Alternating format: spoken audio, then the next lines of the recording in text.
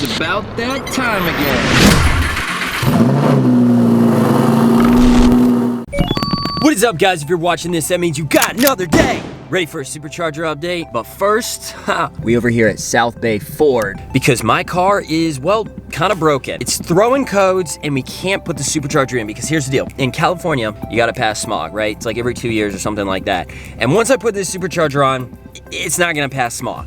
So my theory is pass smog and then put the Supercharger on, and then I can go 2 years with it, and I'll probably sell the car by then or do something else or figure something else out, or hopefully make enough money to take the Supercharger off, pass smog, and put it back on. I don't know, I haven't figured it out yet. And you can't pass smog in California if you have any check engine lights, any codes, any engine codes, anything like that, and my car has 3. The first one is an airbag code. I have no idea what for. Number 2 is like a high-speed code, and that's because right now my car has 410 gears on the back. It thinks it's going like 160 miles an hour on the freeway, so the car is throwing a code to say that it's been driven at excessive high speeds, which isn't true. I'm driving it like realistically like 60, 55 miles an hour. Third one is some other kind of check engine light thing. I have no idea what it's for, but I asked the Instagram fam to help me out, and they said it was everything from a faulty spark plug to a dead fuse to a key fob needing to be recoded to imminent failure of the engine. I have no idea what to expect. It just concerns me that there's no check engine light, and the only reason I figured this out was because I got smog tested. I've been using this device right here. If you want to pick up one of these, I'll put a link in the description below. It gave a full diagnosis of my car, so I'm able to figure out what the 3 codes are. These codes are keeping us from the Supercharger, guys. We have to get these out of the way. I can't believe the Supercharger arrives today, and I can't do anything because we have codes on the car. If you can bring your car in first thing tomorrow, we'll look at it and at least diagnose it for free. And I was like, okay, be right back. Let me just go cry in a corner. Here I am at 7 a.m. to take my car into Ford. What's up? Okay, I'm back. You guys want to know what happened? Well, that was really fast. I think it took 8 minutes. That's because they can't help me. All the people that I spoke with yesterday, I guess like the GM or service manager, whoever I spoke to, not there. And said, we're so backed up that you would have to leave your car here for 3 to 4 days for us to be able to figure out what's going wrong with that code. What? Okay guys, update. As you can tell from the sunset behind me, it is the end of the day, but I have good news. Say hello to my man Greg here with RR Auto Group. This is the guy that has solved the mystery of all the codes that have been driving me crazy for the last couple days. I brought it over here. This guy plugs in this fancy little device he's got, and it took him about 10 seconds to clear the codes, and we ran it around the block a couple times, put miles on it. We got nothing showing up now. So we had 3 codes before, and I've got 0 now. And we're not charging you nothing.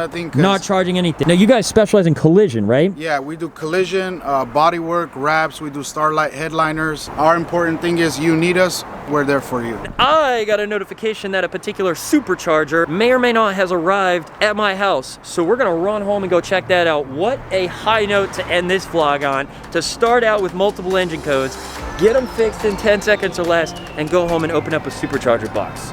Let's get it.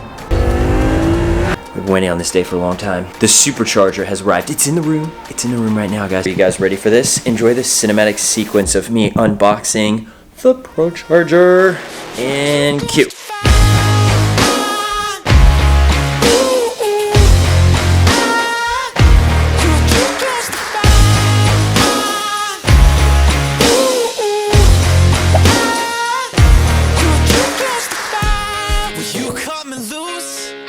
When you told me, yeah, to welcome the crash and burn, 'cause every excuse keeps me reaching, you make me wanna learn. Okay, that is a unit.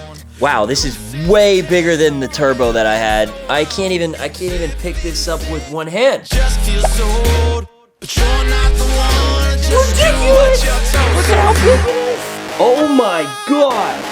Oil pack, some wheelies and dealies in here. The Mustang V6 crank pulley bag. This guy right here cost me almost $500. This was a very expensive part, but well worth it. The size compared, this is the most universal item I could find to compare to the size of the boost that we're putting in this gosh dang Mustang. Got a blow-off valve, and now I've got to find tank. Oh, this would be our coolant reservoir. I believe that's what it looks like, at least. Oh, sweet, giant metal circle. It's heavy. Oh gosh. Intercooler. Yep, very nice pipe. Another pipe? Yes! The fan probably goes in the metal circle. Hoses and such for the intercooler. More pipes! Little pipe! More pipes.